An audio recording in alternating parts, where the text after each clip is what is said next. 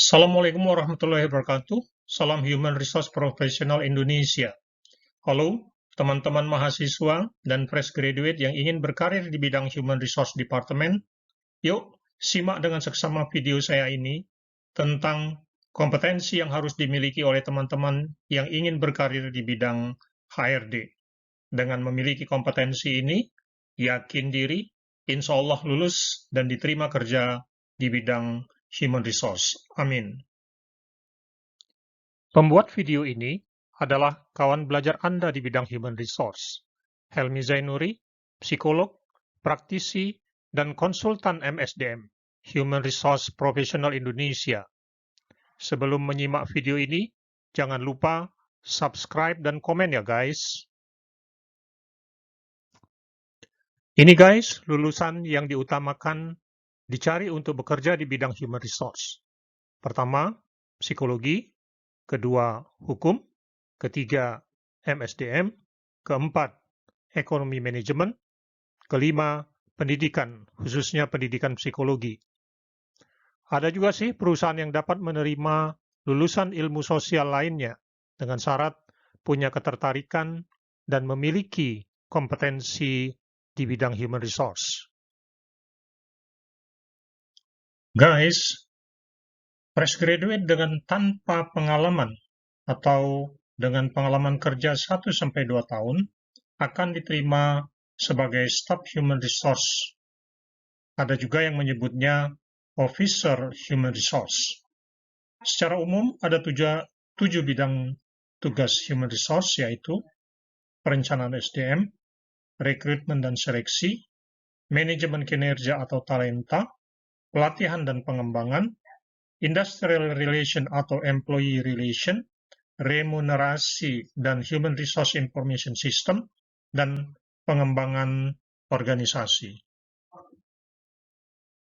Ini adalah job description atau uraian pekerjaan staf human resource. Pertama, melaksanakan tugas administratif terbatas pada fungsi tertentu saja dari 7 fungsi tugas human resource. Kemudian yang kedua, menyelesaikan masalah jika ada masalah sesuai dengan kapasitas dengan metode yang tepat. Kemudian yang ketiga, melaksanakan tugas dengan mengolah data berdasarkan standar operasional prosedur. Kemudian yang keempat, berkinerja dengan mutu dan kuantitas yang terukur. Sebagian hasil kerja sendiri dengan pengawasan tidak langsung.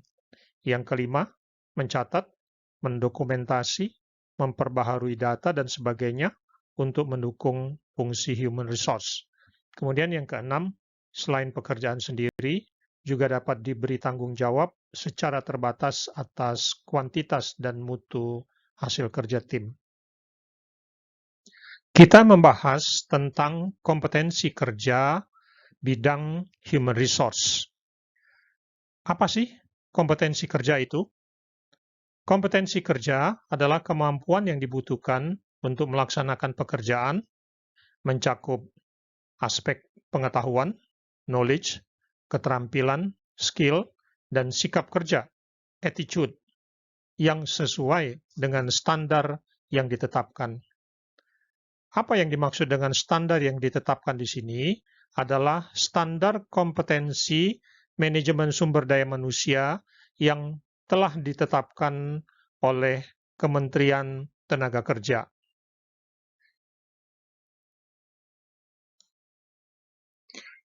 Untuk menjadi seorang staf HR, berikut adalah 7 subkompetensi yang harus dimiliki ya guys. Pertama, berintegritas. Kedua, mempunyai jiwa kepemimpinan. Yang ketiga, dapat melakukan pekerjaan dengan bekerja sama-sama tim. Kemudian yang keempat, mampu melakukan komunikasi secara baik. Yang kelima, mampu melakukan orientasi pelayanan. Yang keenam, mampu melakukan manajemen relasi. Dan yang ketujuh adalah mempunyai kemampuan pemahaman bisnis. Sekarang kita masuk ke pembahasan kompetensi inti yang harus dimiliki oleh staf human resource. Ada 2 kompetensi inti yang harus dimiliki, yaitu pertama, menyusun uraian jabatan. Dalam menyusun uraian jabatan ini, ada dua hal yang harus dilakukan, yaitu pertama, melakukan analisis jabatan, kemudian yang kedua, menetapkan uraian jabatan. Sebagai ukuran bahwa kita mampu melakukan analisis jabatan dan mampu menetapkan uraian jabatan, ada kriteria unjuk kerja yang sudah ditetapkan untuk menyatakan bahwa kita kompeten melakukan itu atau tidak.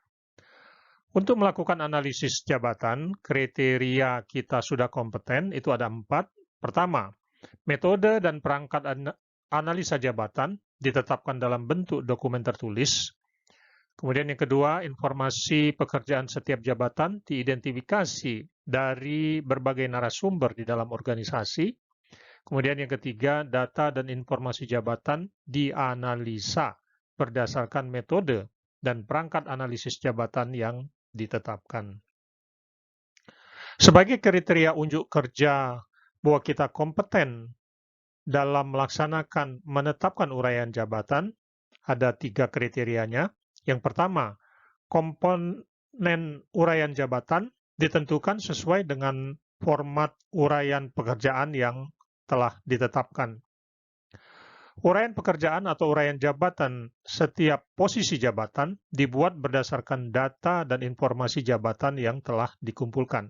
Kemudian yang ketiga, uraian jabatan ditetapkan berdasarkan standar operasional prosedur yang berlaku di perusahaan.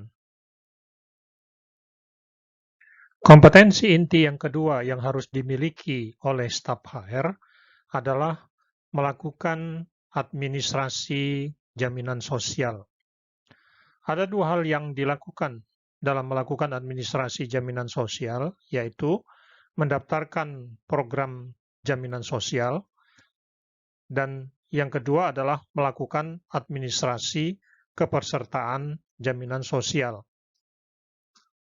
Ukuran bahwa kita dinyatakan kompeten melaksanakan tugas mendaftarkan program jaminan sosial, ada 3 kriteria unjuk kerja, yaitu pertama, ketentuan dan aturan tentang kepesertaan dan manfaat program jaminan sosial dipahami dan dengan seksama. Kemudian yang kedua, pendaftaran kepesertaan program jaminan sosial dilaksanakan dengan melengkapi data perusahaan, pekerja, upah pekerja sesuai ketentuan. Dan yang ketiga, kartu kepesertaan anggota jaminan sosial dari badan penyelenggara dibagikan kepada pekerja. Untuk tugas melakukan administrasi kepesertaan jaminan sosial, kita dinyatakan kompeten jika telah melaksanakan 3 kriteria ini, yaitu pembayaran iuran jaminan sosial dilakukan sesuai dengan ketentuan yang berlaku. Yang kedua, penerimaan manfaat program jaminan sosial dipastikan sampai kepada peserta atau ahli waris yang berhak. Kemudian yang ketiga, pelaksanaan administrasi jaminan sosial didokumentasikan.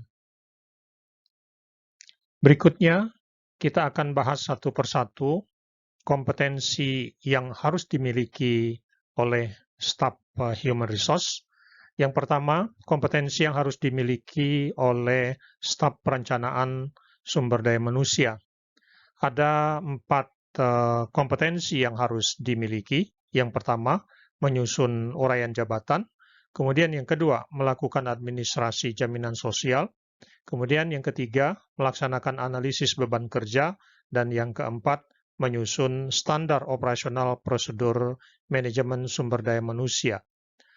Untuk kompetensi nomor 1 dan 2, ini merupakan kompetensi inti, di mana 2 kompetensi ini harus ada di setiap staf Human Resource.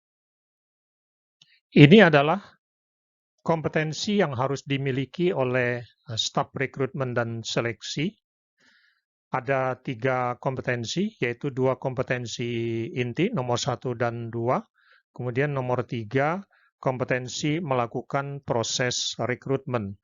Untuk kompetensi nomor 1 dan 2, menyusun uraian jabatan dan melakukan administrasi jaminan sosial, sama seperti kompetensi inti pada staf perencanaan sumber daya manusia yang sudah dijelaskan sebelumnya. Berikut adalah kompetensi staf manajemen kinerja. Ada 3 kompetensi yang harus dimiliki.